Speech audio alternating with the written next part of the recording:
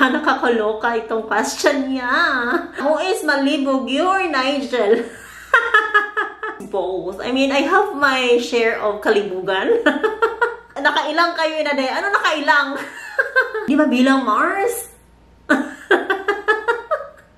I don't keep count.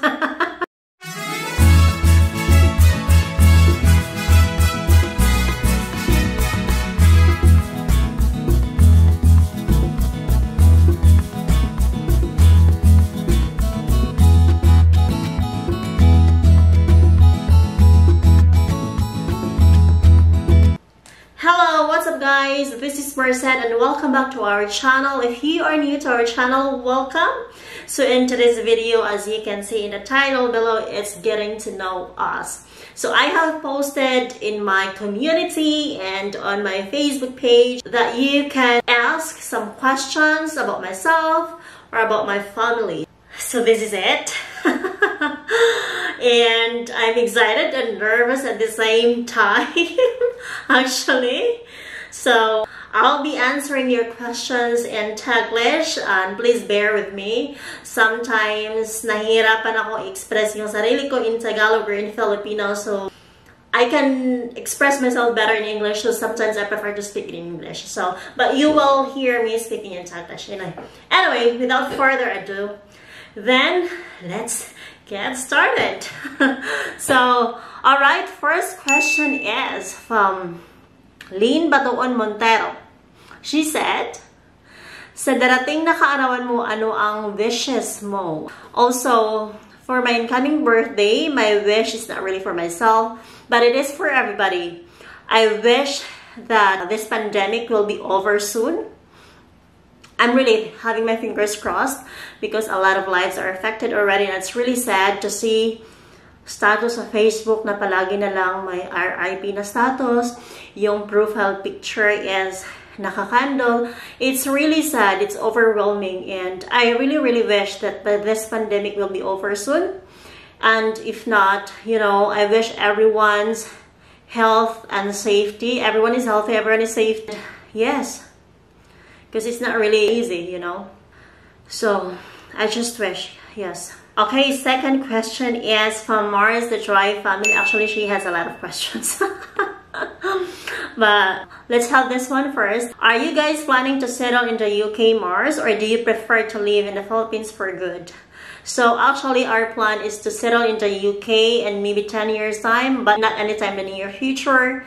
So, yeah, yun ang plano. Actually, yan yung gusto ni Mr.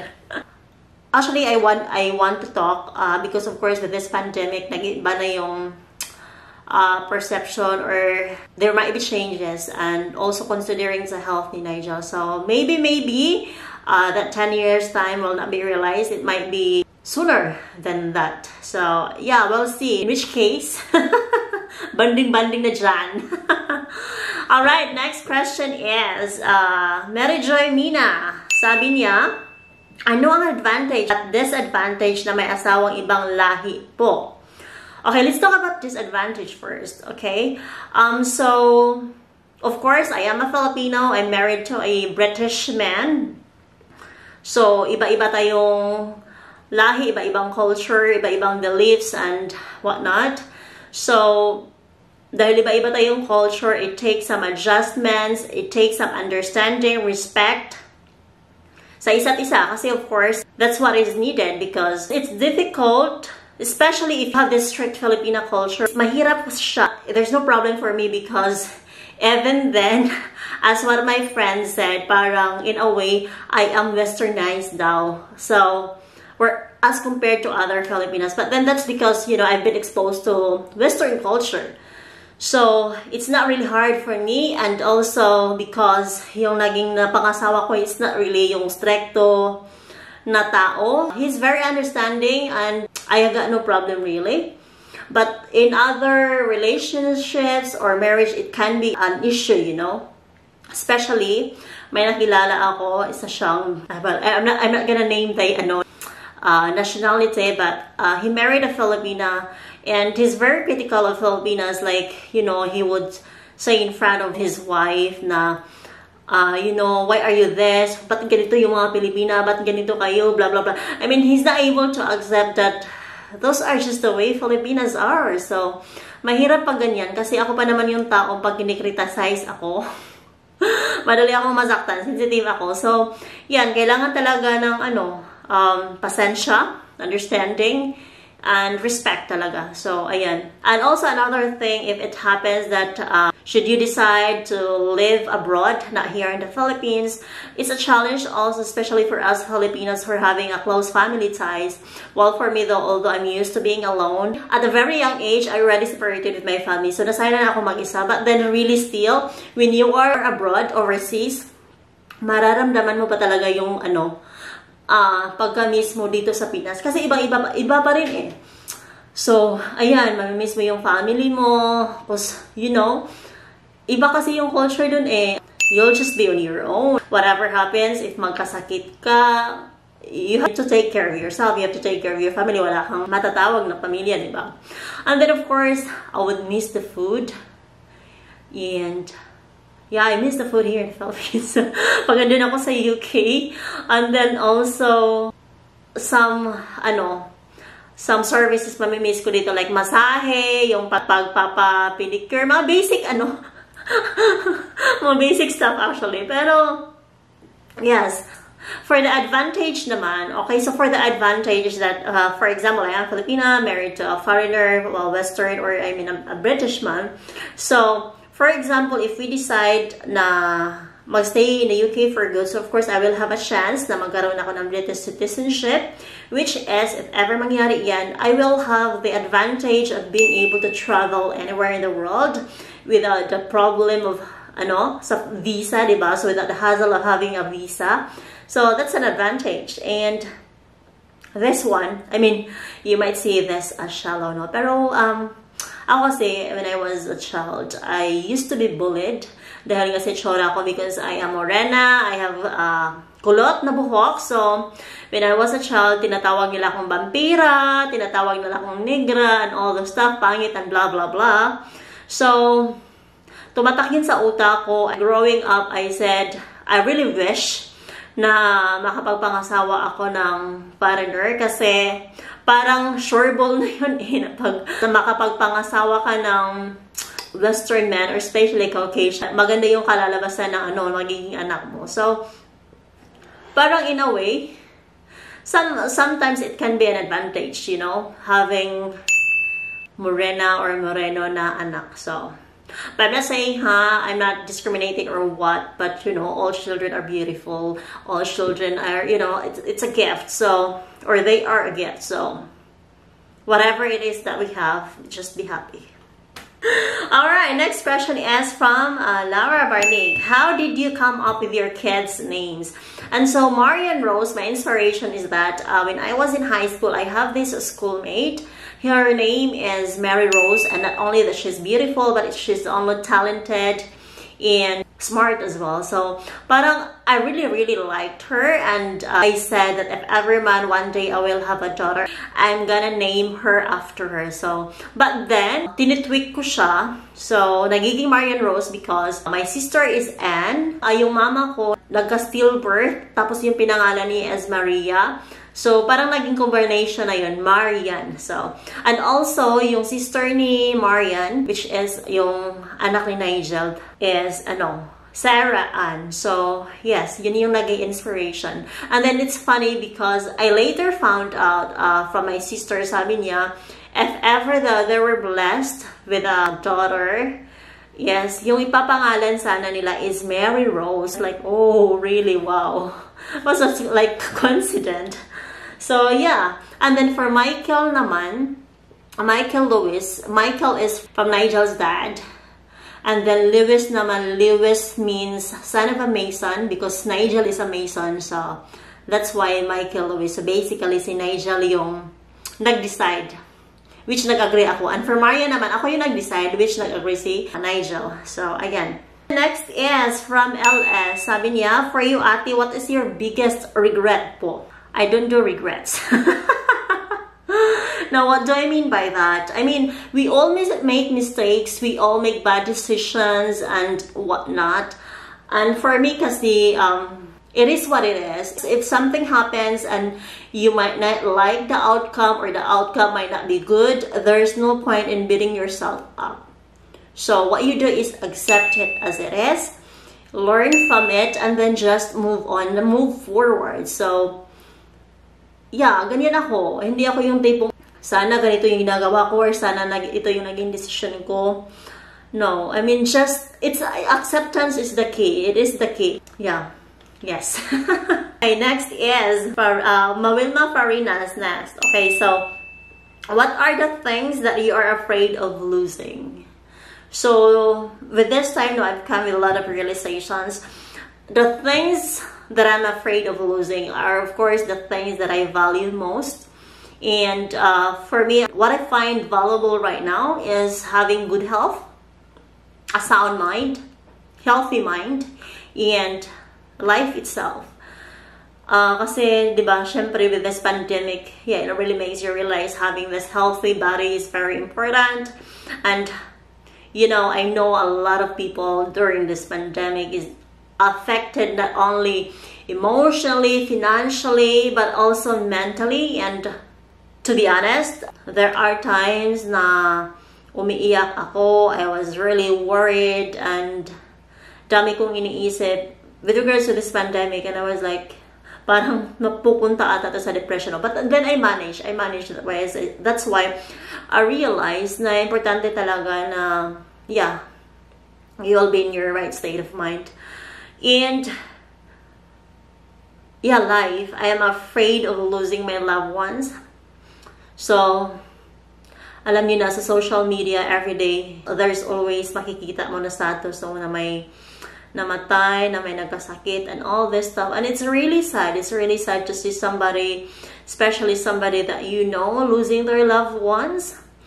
It's very sad if that will happen to your family or to your loved ones, diba? So, yeah, I guess, you know, hindi naman talaga natin control yung panahon o yung oras, yung buhay natin. But while we are alive, just make use of the time that we have on this universe. And just spend it with your loved ones. Just spend it with your family, because you'll never know. Tomorrow might never come. You know. So, yeah. Next is Charmaine Duhuan. What's the best decision you've ever made? Oh my God. I can't really remember. What could be the best one?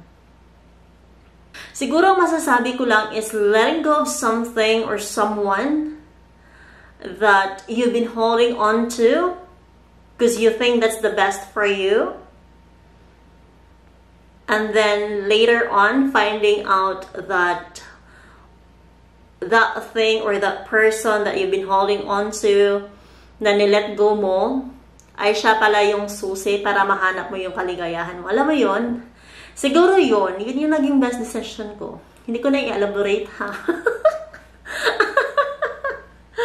Alright, so next question is from Sis Lara Varney again. Sabi niya, what's the biggest problem that you faced in your marriage and how did you resolve it? Okay, this is a hard question. As much as possible, I want to maintain, whatever problem it is.